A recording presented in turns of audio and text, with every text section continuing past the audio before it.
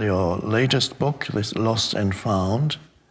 Now, this is a very interesting challenge that came into your life not that long ago.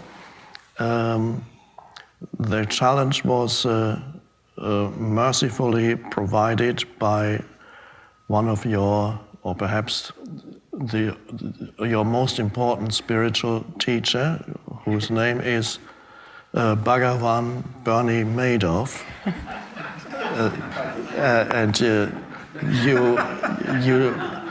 He mercifully took away from you 30 years of savings, all their life's savings, to help you experience the essence of who you are. Yes. However, you did not immediately experience the essence of who you are.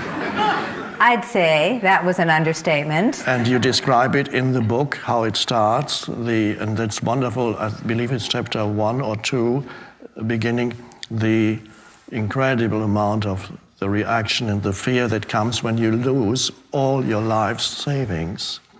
And you describe what it did to your state of consciousness, wonderfully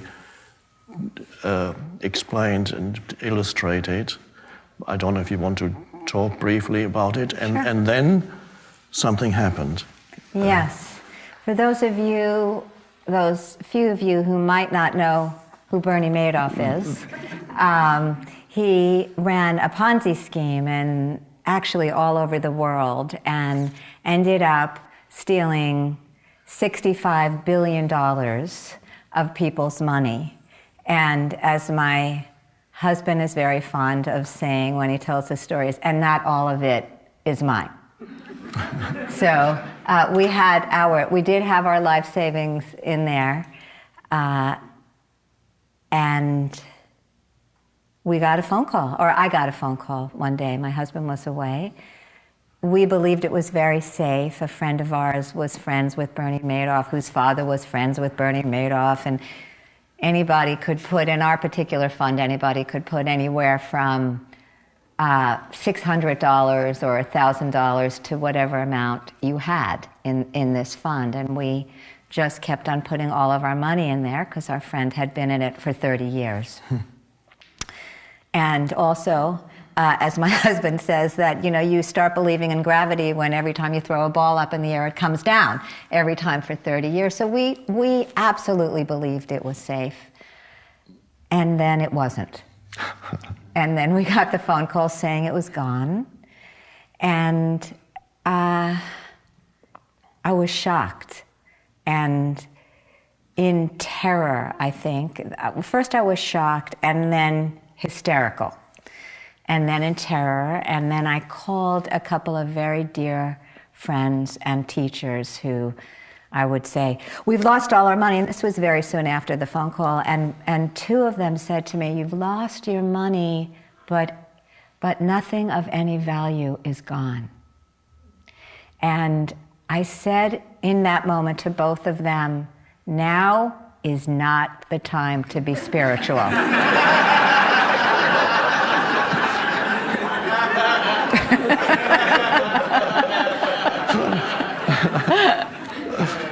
I was convinced, it was like, don't give me that. We've lost our money. What are we going to do? We're going to be homeless. We're going to be out on the street. And what are we going to eat? And it was such a panic. And I started very soon realizing that it was going to be unbearable to live inside my mind. I could not, absolutely could not live inside the mind that was telling me, what did you do? I can't believe you did that. What's the matter with you? How come you didn't diversify? Even a 4-year-old knows to diversify.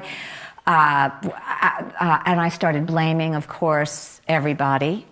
And then myself. And the ranting and the raving was so intense that I understood pretty immediately, within a day, that unless I brought myself back to what I had, not what I had lost, to what I could find instead of the money that I couldn't, what was already here, which is that animating aliveness, or that indwelling aliveness that I've heard you speak of. Unless I could bring myself back moment to moment to moment, every single time my mind wandered, then I was going to be lost. I was going to be living in abject terror.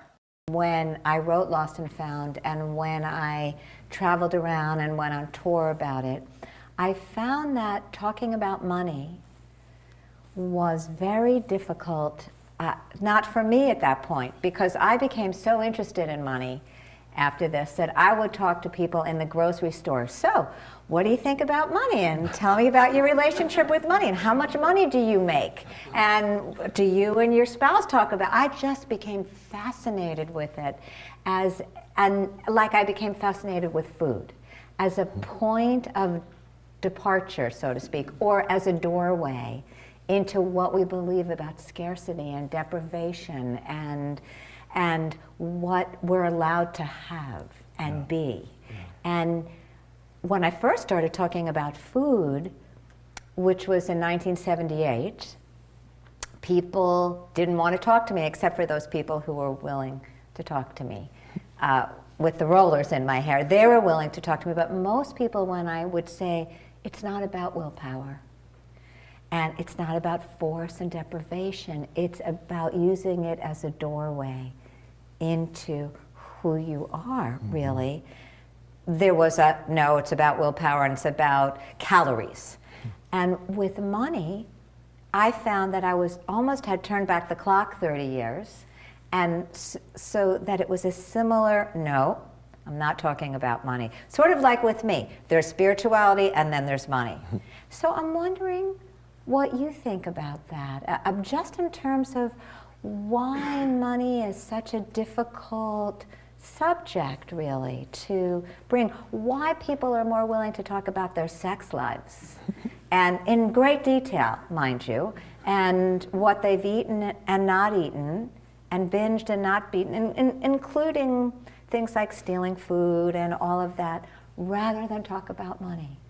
So I'm curious about what you think about that. Well, it is true that for many people, the mention of it can bring about an immediate loss of awareness, even in people who otherwise have already embraced awareness in many aspects of their lives.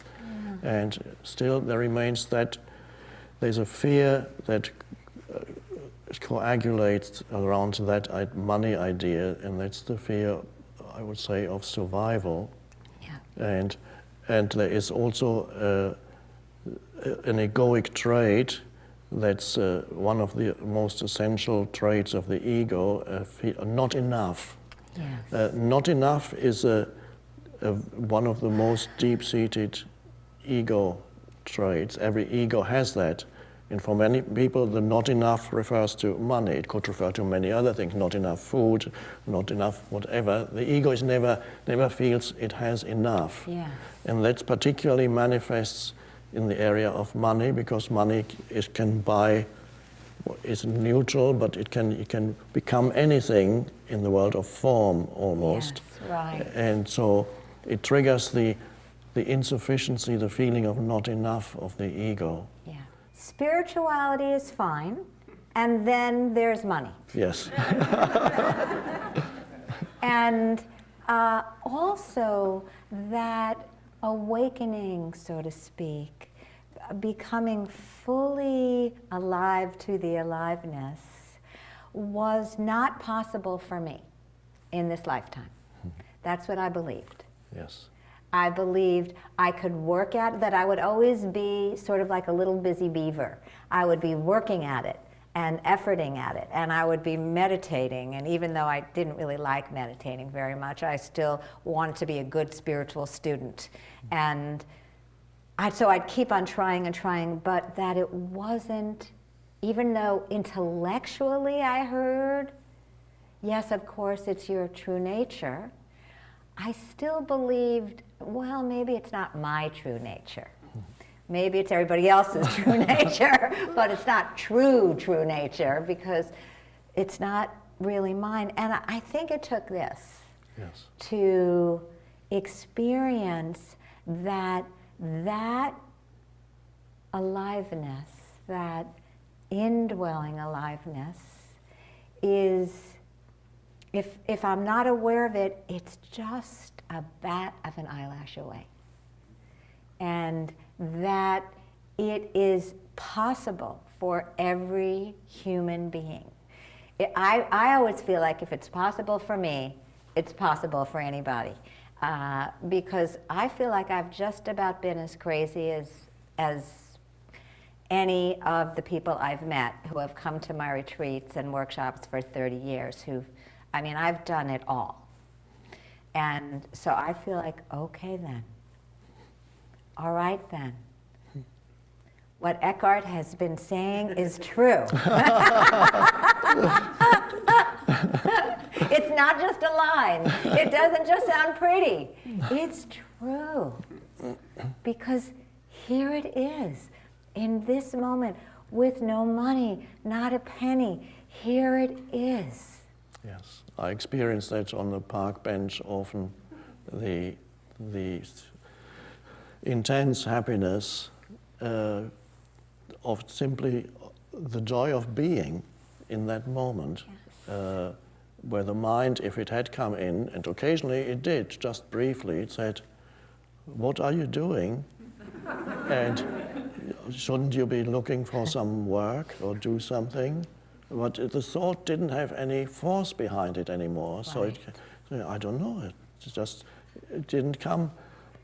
I could have remained that, in which case I would have become quite dysfunctional and still be happy. Yes. But after a while, then